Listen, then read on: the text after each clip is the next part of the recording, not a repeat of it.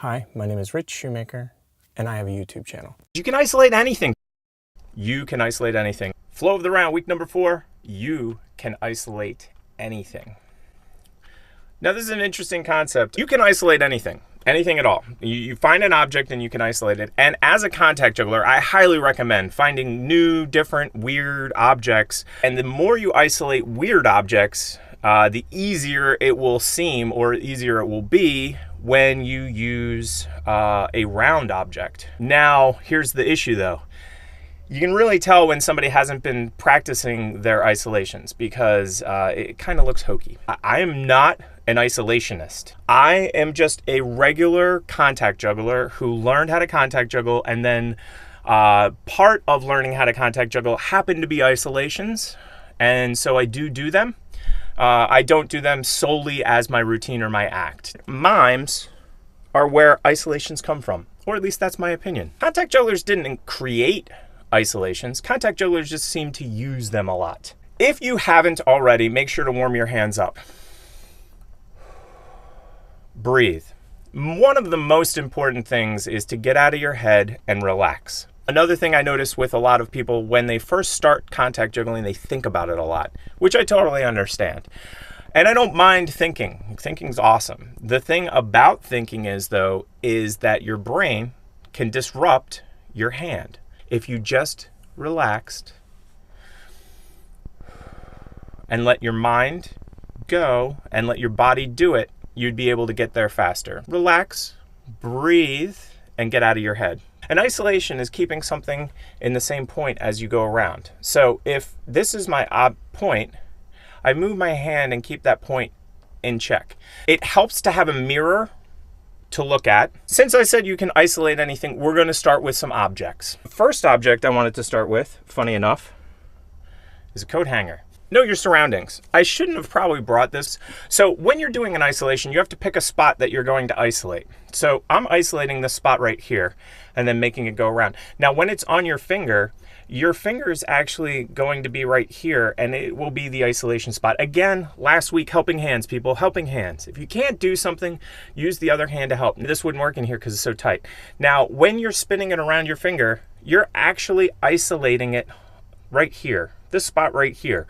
Now, the cool thing about an object is you can pick an isolation point, and then you can isolate from there, and then pick another isolation point and isolate from there. First object I tried to use today, coat hanger. Didn't work too well. The reason it didn't work well, people, is not because I'm horrible, which I am horrible with coat hanger because I didn't play with it enough earlier today.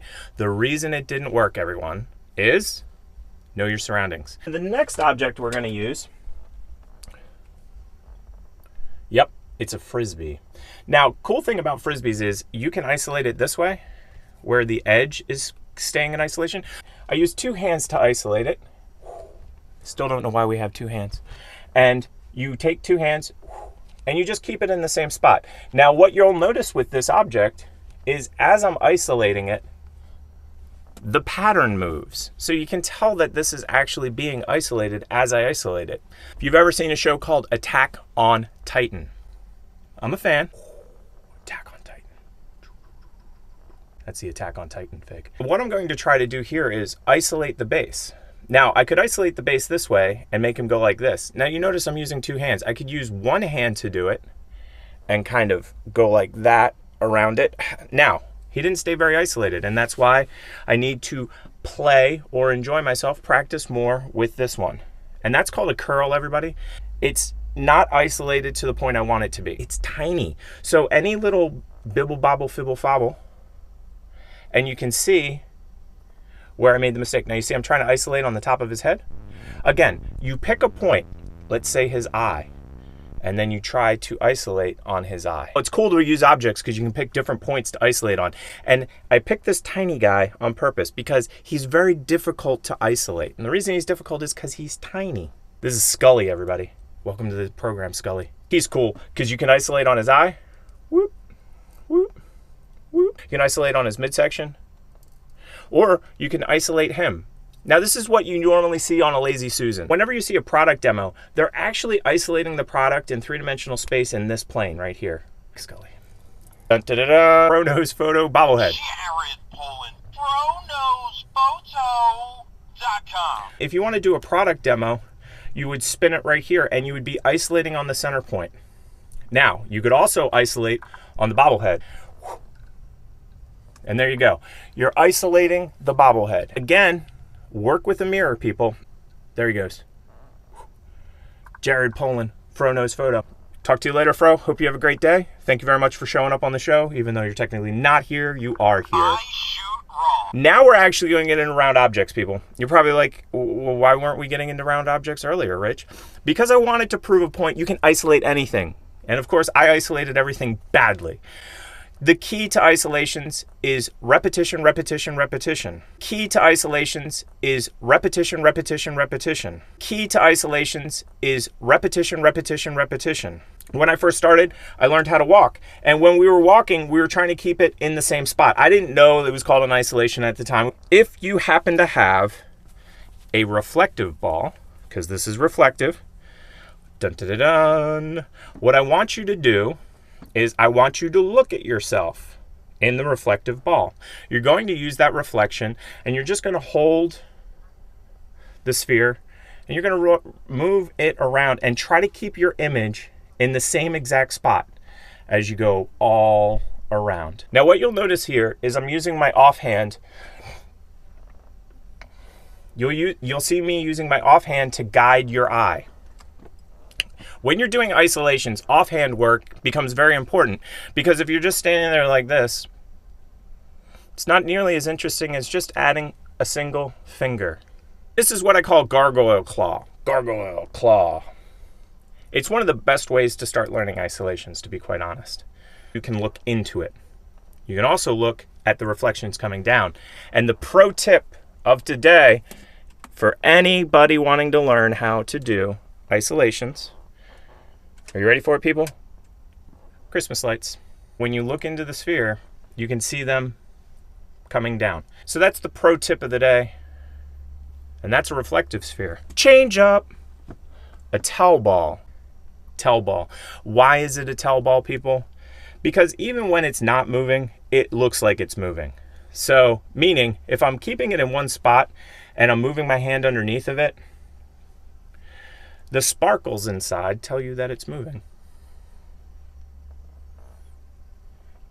I don't recommend using a towel ball as the round object that you learn to do isolations with. The reason that is because there's too much going on. Mentally, it's too busy. Now with this, if I had a large chunk in the middle, I could find that chunk and I could isolate just that chunk right there. It makes it more fun, more interesting, more exciting, and also visually different, and it trains your brain really well. So again, this is a towel ball. Dynamically, these are amazing to use in front of a crowd. A lot of people don't like towel balls. I'm the opposite. I love them. A pokey-esque ball. What's cool about this round object is the fact that you can isolate either the top half or the bottom half and go like this and try to keep it in plane, or you can actually break the planes and break with your mind as well. So if I was rolling it, I would try to keep the line in the same spot. Now what's interesting about this is it really changes the way that you, I'm gonna put the red side out. Yeah, I like the red side out. It really changes the way you roll, and it kind of teaches a different way of rolling. It's making an appearance, everybody. This is a clear acrylic. It's funny that we're on week 4 and you probably haven't seen a clear acrylic. It's because I really don't use them. In fact, I hardly ever use clears. I do use them for demonstrations. I like them, they're nice, except I find other spheres way more interesting. Don't recommend small. Smaller is harder, bigger is easier. The cool thing about a refractive ball, meaning light can go through it, you can look through, find something on the other side and isolate that. So I could come up to the camera and I could isolate the camera lens as an example. Now again, my isolations aren't as tight as they need to be. One of the first ways that I learned how to isolate was using spinning. Trying to keep that blue in that same spot as I switch. Not really that great at it. Now, the thing that I've been working on for a while, and we'll see if I can do it with this, is a vertical isolation. And I'm getting better at it. Highly recommend though, getting tiny, tiny ones. Like the tiny silvers that I use all the time. These things will sharpen your skills. Again, 2.5 inches, which is about 63 millimeters, I think. And these are standard sizes, 2.5 inches. Then these are metric 55s. See the difference size-wise? So I highly recommend getting these smaller ones, and see how I'm keeping that one in its spot. I recommend you start here. Just go like that. Keep that one right there. Installations don't come quick. Never thought they did. Never said they would. I did a lot of patterns when I first started. These kind of patterns. So I would keep the line, and then I would do like these weird boxy formations, because they're fun. They're exciting. And then I kind of took all of that stuff to the vertical. Now, one trick that I really enjoy is this one right here, which is difficult to tell exactly what I'm doing. So I'm going to attempt to do it with the 2.5s. Again, my hands may or may not be able to do it. We'll see. Do you see what I'm doing? I'm keeping both of them isolated vertically. In the forums, this came up this week. This is called a Boing ball. It's an LED ball, 2.5 and a 3-inch. So kind of gives you the idea of the size. It's closer to a 3-inch, but it's a little bit smaller. What's cool about this is it's got, I think, 9 different light patterns. The one that I really enjoy is the slow strobe, this one right here. And again, you probably won't be able to see it that well because of all the lighting in the studio. When you turn the lights out and you do the slow strobe, it's really cool. And you get effects similar to that when you're doing photography. So when you're doing this kind of rolling, you get that kind of effect. This is not my favorite round object to work with, because when you hit it a little bit too hard, it goes out. And honestly, I've been known to drop. When I would fall up, every once in a while it would go out, like it just did. And it wasn't hitting it that hard. It's one thing that you have to keep in mind, everyone. If you are out and about, look for new round objects. Don't just go and say, oh, I want acrylics, and be done with it. Look for new round objects all the time, because you're going to find cool things that nobody else is using. Ball I recommend right now for body rolls, really bad body roll. Know your surroundings, not enough room for it. It's a super ball. Again, I don't get paid by these guys. Happen to find it at Five Below. It's only about $3. And it's got a decent feel to it. It's not perfect. I enjoy this one. And again, keep on the lookout for new and different ones to play with. Be careful though. Some things that look like they're solid are ceramic and will break. Some things that look like they're solid are made out of tin and they'll dent. So those are just some helpful tips and tricks. Now last, but certainly not least, is blindness. Not being blind, but using a blindfold. Now the reason you would use a blindfold is to tighten up any kind of isolation you're doing. If you can do it by looking at something and looking at this and looking at that, your face is giving away what you're doing. I'm looking at it, I'm looking at it, I'm looking at it. If you can do a rock solid isolation and looking off into the distance, waving at the crowd, pointing at your friends, way more impressive. My face is not that good when I get this concentration face is no good. She used to go face. And what it did was it broke my brain, and then I stopped making that weird face and I relaxed a little. Because if you are doing something really complicated and you've got a smile on your face and you're enjoying yourself, the crowd will be drawn in. If you've got this serious like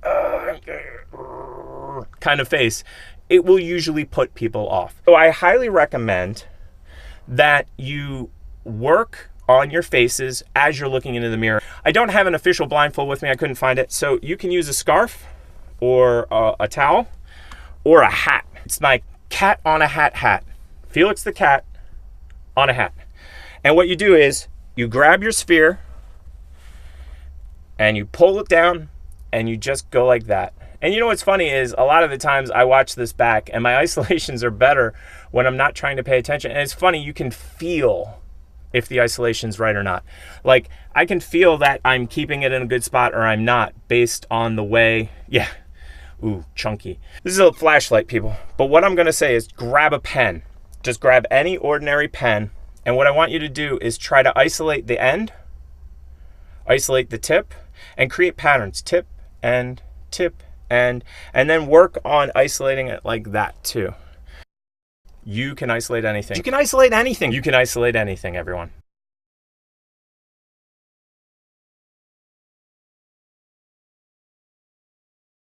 I've got a little tip for you in a few minutes.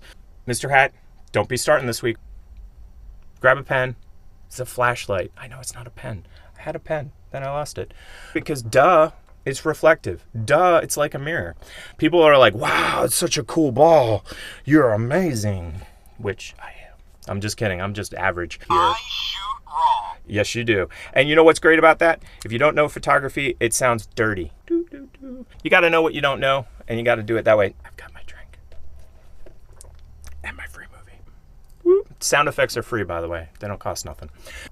I don't really have anything to say.